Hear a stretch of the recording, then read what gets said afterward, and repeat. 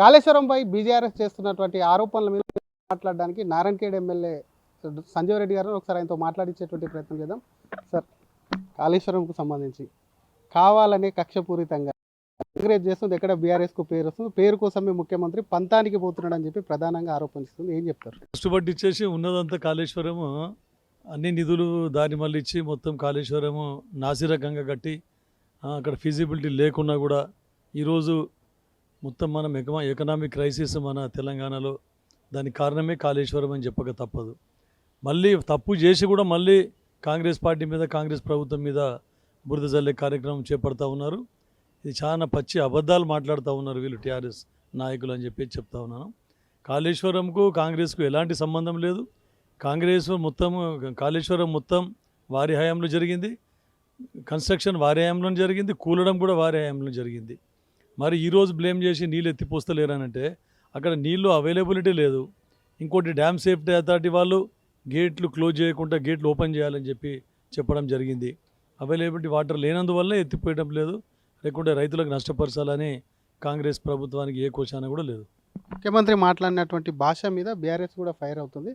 రక్తం కావాలంటే ఇస్తామని చెప్పి వాళ్ళ రక్తం ఇస్తున్నారు. కొంతమంది రైతులు సైతం కూడా రక్తాన్ని సేకరించి పొలాల్లో చల్లుతున్నటువంటి స్థితి ఉంది.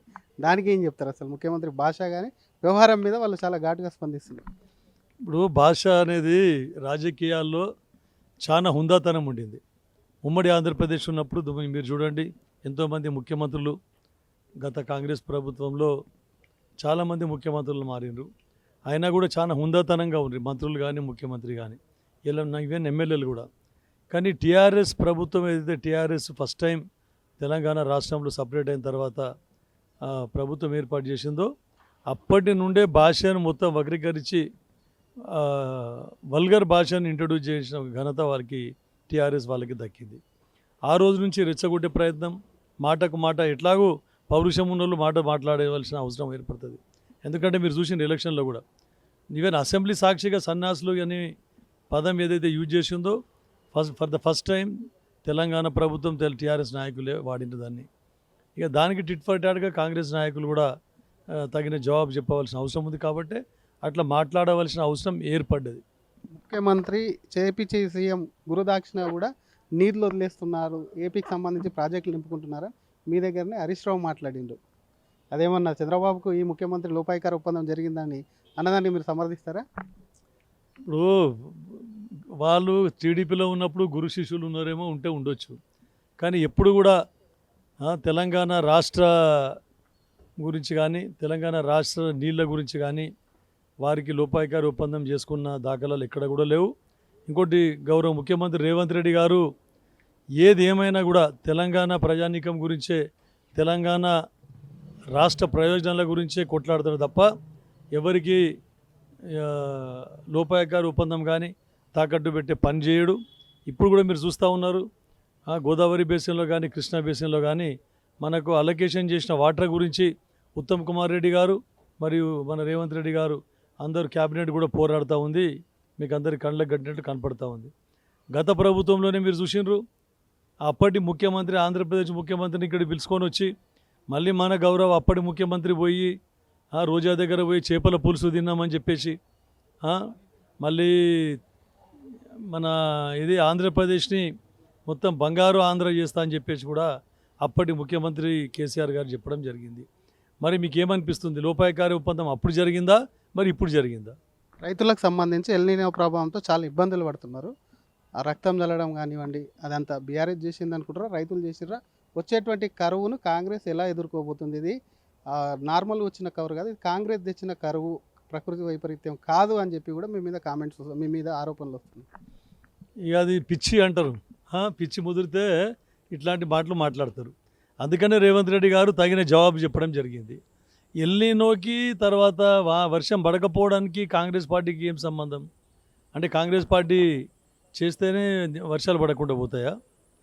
ఎల్నినో అది ఎందుకంటే వాతావరణ ప్రభావం కాబట్టి ఎల్నినో వల్ల వర్షాలు కొంచెం లేట్ అవుతూ ఉన్నాయి.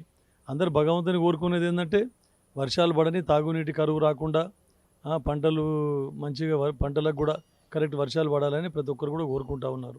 దాన్ని కూడా రాజకీయం చేసి ఈ కాంగ్రెస్ వల్లనే ఎల్నినో, కాంగ్రెస్ వల్ల కరువు రావడానికి కారణమే కాంగ్రెస్ అని చెప్పడం తప్పు. అయినా ప్రభుత్వం ఏ విధంగా ఎదుర్కోవాలని చెప్పేసి అందరు కూడా సమాయత్తం అవుతూ ఉన్నారు. ఏ డిజాస్టర్ వచ్చినా కానీ, కరువు వచ్చినా కానీ, ఫ్లడ్స్ వచ్చినా కానీ మా ప్రభుత్వం ధీటుగా ఎదుర్కొన్నది. ఎప్పటికప్పుడు ప్రజలకు అవసరమైనవన్నీ కూడా సమకూర్చింది. Thank you sir. ఇది అసలు ఎల్నినో ప్రభావంతో కూడా ఒకవైపు వాతావరణంలో మార్పులు రావడంతో ప్రకృతి వైపరీత్యాలు వర్షాలు పడట్లేదు, దాన్ని కూడా కాంగ్రెస్కు అంటగట్టడం కూడా సరికాదు అని చెప్తున్నారు. మరొక పక్క అసలు భాషకు సంబంధించినటువంటి అంశంలో ముఖ్యమంత్రి ఇప్పుడు భాష కాదు, గతంలో వాళ్ళు నేర్పించినటువంటి భాషనే మేము మాట్లాడుతున్నాం. ముఖ్యమంత్రి భాష మీద కానీ చంద్రబాబుతో లోపాయికార ఒప్పందం మీద కానీ మాట్లాడడం కూడా సరికాదు. దీనికి అన్నిటికీ కూడా కరువును కూడా ధీటుగా ఎదుర్కొంటామని చెప్పి నారాయణఖేడ్ ఎమ్మెల్యే సంజీవరెడ్డి అంటున్నారు. కెమెరామ్యాన్ మధుతో శ్రీధర్ ఆర్టీవీ హైదరాబాద్. కాళేశ్వరంపై బీజేఆర్ఎస్ చేస్తున్నటువంటి ఆరోపణల మీద మాట్లాడడానికి నారాయణఖేడ్ ఎమ్మెల్యే సంజీవరెడ్డి గారు ఒకసారి ఆయనతో మాట్లాడించేటువంటి ప్రయత్నం చేద్దాం.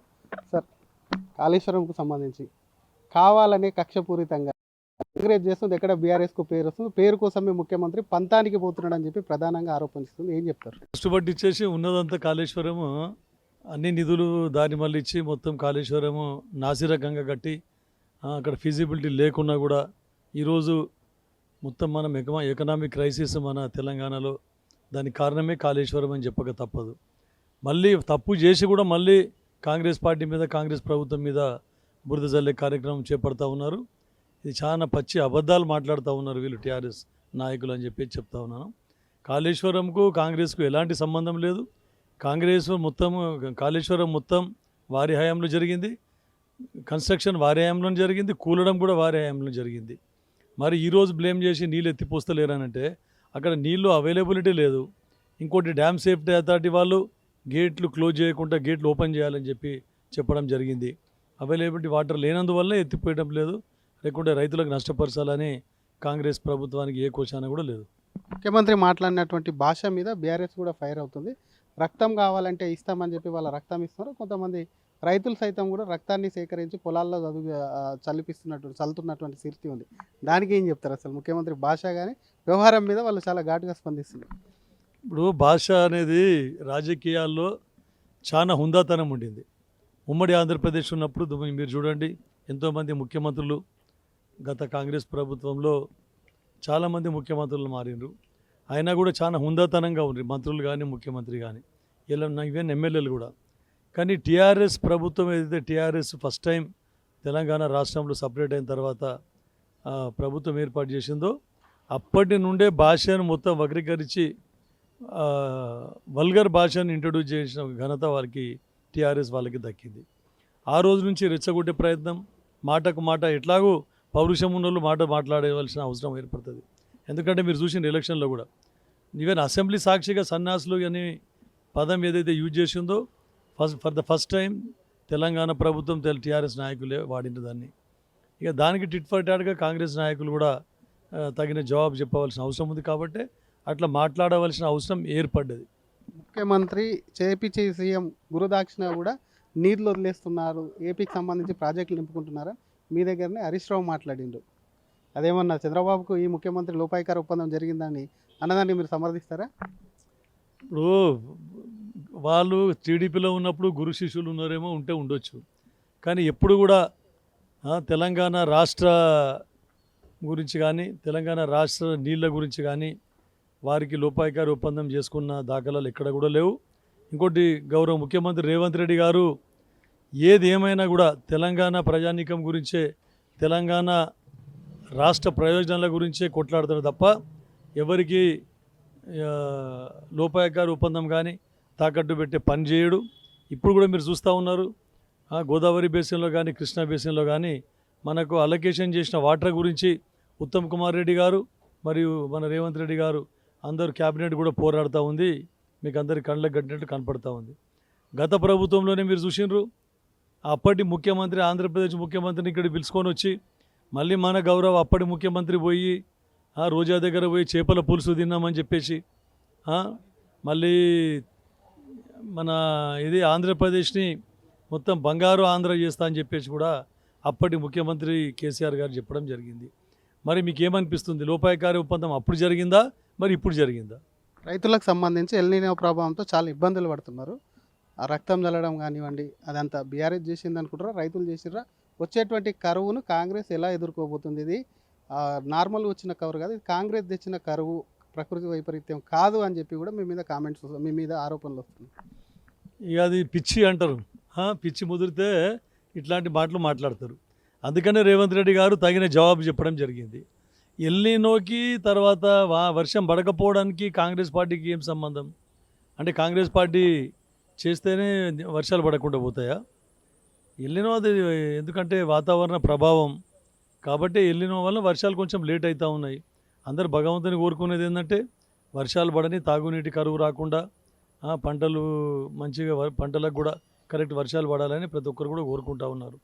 దాన్ని కూడా రాజకీయం చేసి ఈ కాంగ్రెస్ వల్లనే ఎల్నినో, కాంగ్రెస్ వల్ల కరువు రావడానికి కారణమే కాంగ్రెస్ అని చెప్పడం తప్పు.